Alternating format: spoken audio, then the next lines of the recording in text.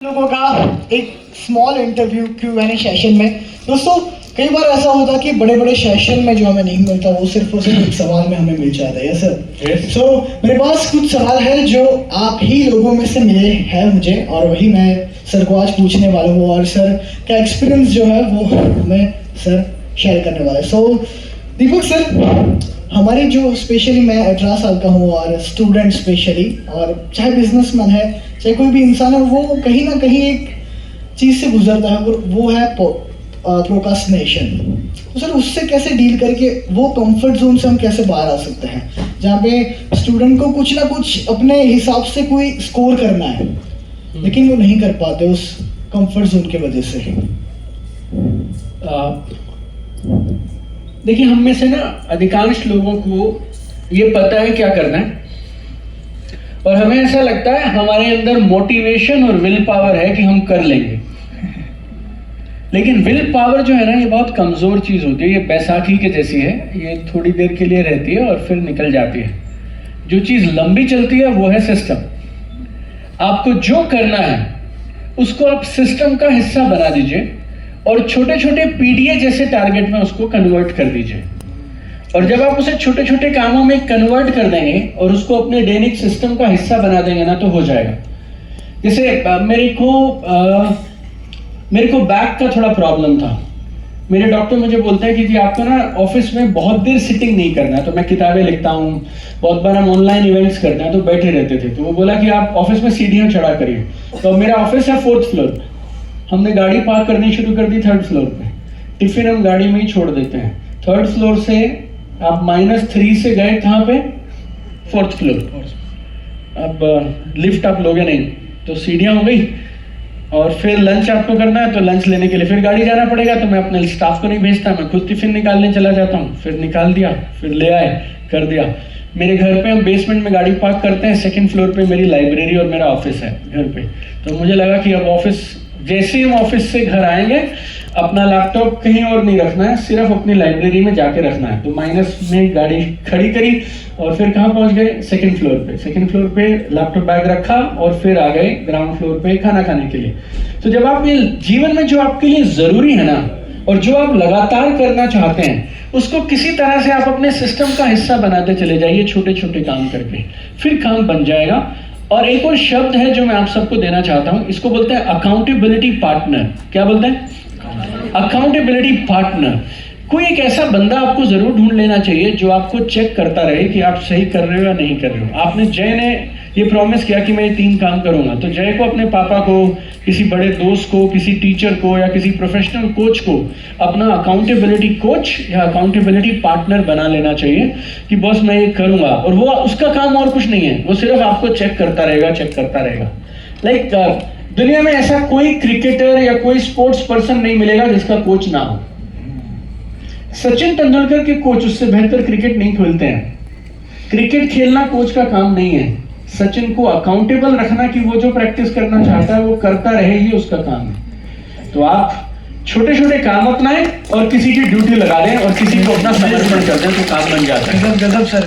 Sir आपने बोला कि अपने काम पे कंसिस्टेंसी रखना, तो हम जैसे सर ये इवेंट हुआ हमारा ड्रीम स्टोरी, ये वर्कशॉप हुआ 2-3 दिन, फुल एनर्जी, फुल जोश के साथ हम कुछ ना कुछ काम, पढ़ाई में 2 घंटा नहीं पढ़ते थे, अब 6 घंटा पढ़ने लगे। और फिर 2-3 दिन चलते और फिर वापस से। तो उसको कैसे सर बरकरार रखे? देखिए, 2 शब्द हैं। एक है मोटिवेशन। आप सबने सुना है मोटिवेशन हमें जीवन में किसी भी काम को शुरू करवा सकता है, लेकिन आपको मोटिवेशन को बदल देना है मोमेंटम में। मोमेंटम मतलब वो ऐसा एक स्टेज आती है जब गाड़ी खुद ब खुद चलने लगती है। तो जब गाड़ी पहले गियर में चलानी पड़ती है ना, तो प्रयास करना पड़ता है। लेकिन मोमेंटम मतलब अब गाड़ी खुद ब खुद धीरे धीरे चलने लगी। तो छोटे टारगेट लो, अकाउंटेबिलिटी पार्टनर एक अपना पक्का बना लो, कोई कोच पक्का बना लो। और जब तक ये चीजें आपको मोमेंटम में ना आ जाए, आदत में ना आ जाए, तब तक आपको रिस्क नहीं लेना है, छोड़ना नहीं है, ढीले नहीं पड़ना है। क्या बात है। बस होगा था सब चीजें, छोटे छोटे टास्क अपने आप को दीजिए। बहुत अमेजिंग पॉइंट सर। यहाँ पे नेट मार्केटर्स है, काफ़ी ट्रेडिशनल बिजनेस भी करते हैं। सो सर, क्या हमें ऑनलाइन में आना चाहिए? और काफ़ी लोग बोलते हैं कि अब तो समय चला गया कि हम ऑनलाइन नहीं आए। बट क्या ये सही समय है आने का? देखिए, आज से पहले आप ये पूछ सकते थे ऑनलाइन करूं या ना करूं, करूं या ना करूं।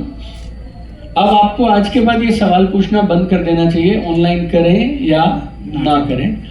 अब आपको सिर्फ ये पूछना है कि ऑनलाइन स्मार्टली कैसे करें, राइट। और हिंदुस्तान में मैंने आपसे कहा 140 करोड़ की आबादी है, 40 करोड़ ही तो है कि एक्टिव यूजर, 100 करोड़ तो अभी भी बचे हुए हैं, राइट। तो अभी तो काम होना बाकी है, राइट। तो this is the right time, everybody should come. इसके बिना होगा नहीं जय, मेरे हिसाब से। अगर आप ऑनलाइन नहीं कर रहे हैं तो आप एक बड़ी मार्केट को छोड़ दे रहे हैं। हम सबको मैदान में उतरना चाहिए और ऑनलाइन काम करना चाहिए।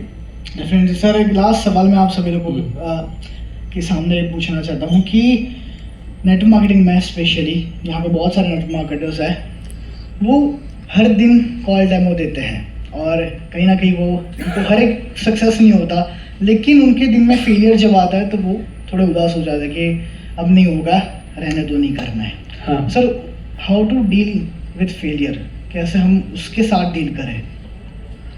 देखिए, फेलियर होना लाजमी है, ये पार्ट ऑफ प्रोसेस है। इसको आप मना नहीं कर सकते, इसको जुटला नहीं सकते और इससे भागने की कोशिश मत करो। मैं आपको एक सिंपल लॉजिक बताता हूँ जिसको हम फॉलो करते थे। हम 10 लोगों के पास जाते थे तो 2 लोग हाँ कर देते थे, 8 लोग मना कर देते थे। तो मैं ना, जो हाँ करते थे तो अपने आप को सक्सेसफुल मान लेता था, जो ना करते थे तो मैं अपने आप को फेलियर मान लेता था। लेकिन धीरे धीरे मुझे क्या लगने लगा, 10 के पास जाएंगे 2 हाँ करेंगे, 8 मना करेंगे। 100 के पास जाएंगे 20 हाँ करेंगे और 80 मना करेंगे। तो ये सोचना ही बंद कर दो किसने हाँ किया किसने ना किया, क्योंकि लॉ ऑफ एवरेज के हिसाब से जिस दिन मैं 100 के पास पहुंच गया, मुझे 20 लोग मिलने ही मिलने हैं। ये मुझसे कोई नहीं छीन सकता, ये मेरा जन्मसिद्ध अधिकार है, मतलब ऐसा आप मान लीजिए। तो आप मुद्दा ये रखिए मत कि रिजल्ट आएगा या नहीं आएगा, आप मुद्दा सिर्फ काम का रखिए। घर से 5 मीटिंग करके सोच के निकले थे, 5 मीटिंग हो गई, काम खत्म। देखो, एक वर्ड बोलता हूं आपको, इसको आप पकड़ लेना। मैं जॉइंट फैमिली में रहता हूं, राइट। हमारे यहाँ पे सब परिवार एक ही छत के नीचे रहते हैं, एक ही किचन है। फिर हमारा बिजनेस है, 3-4 मेरे बिजनेसेस हैं, हमारी जो कंपनीज हैं, इन सब में मैंने देखा लाइफ में, बिजनेस में, सोशल वर्क में 3 शब्द हैं, एक लाइन है, आप उनको पकड़ के रखिए। कंट्रोल दी कंट्रोलेबल्स। उन चीजों को कंट्रोल करने की कोशिश करिए जो कंट्रोल में है। जो कंट्रोल में है ही नहीं, उसके बारे में सोच के क्या करोगे आप? प्लान दिखाना नहीं दिखाना आपके कंट्रोल में, सामने वाला पैसे देगा नहीं देगा आपके कंट्रोल में नहीं है। आपका अच्छा कंडक्ट, आपकी ईमानदारी, आपकी ऑनेस्टी आपके कंट्रोल में, सामने वाला नहीं करेगा आपके साथ उस तरह का बिहेवियर, ये उसके कंट्रोल में। 100 में से 99 चीजें जो आप, जिनके बोझ के तले आप सारे दबे जा रहे हैं, वो आपके कंट्रोल में है ही नहीं है। जो कंट्रोल में नहीं है उसके बारे में सोचना किस लिए? तो आप जब भी कभी चिंतित हो, परेशान हो, कोई चीज आपको रोक रही हो, आप खाली अपने आप से ये पूछ लीजिएगा, ये मेरे कंट्रोल वाली चीज है या नहीं है।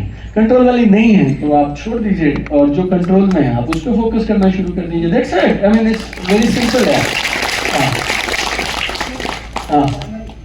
ओके, फाइनल आखिरी सवाल है, फ्यूचर ऑफ नेटवर्क।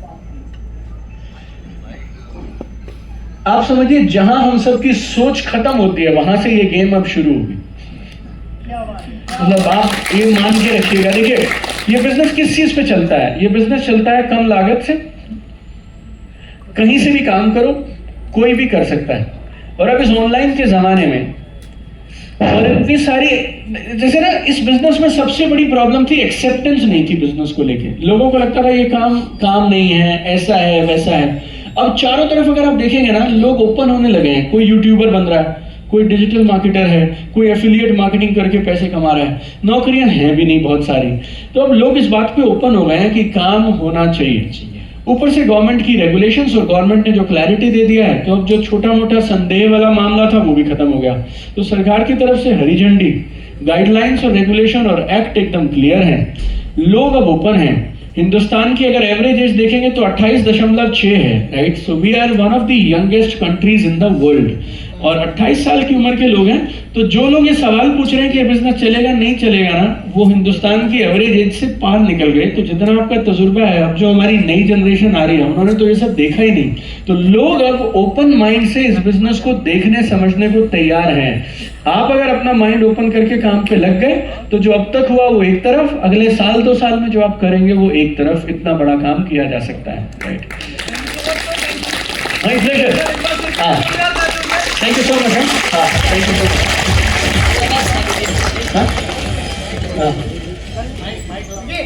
हाँ, मेरी आवाज आपने पहुंच यहीं पे अब टाइम आ चुका है कि सर आप ये हम आप के साथ फोटो खिंचवा सकते हैं, अपनी बुक पे ऑटोग्राफ पे ले सकते हैं। तो जिनके पास आपका माइक ऑफ है, सब नहीं, पर जिन्होंने प्लेटिनियम टिकट ली है उसका सर के साथ फोटो होगा, क्योंकि 500 का फोटो पॉसिबल नहीं है, सुबह हो जाएगी। और सेकंड कि मैं सभी लोगों का आभार प्रकट करता हूं कि रियली शॉर्ट टाइम नोटिस में भी आप लोग आए।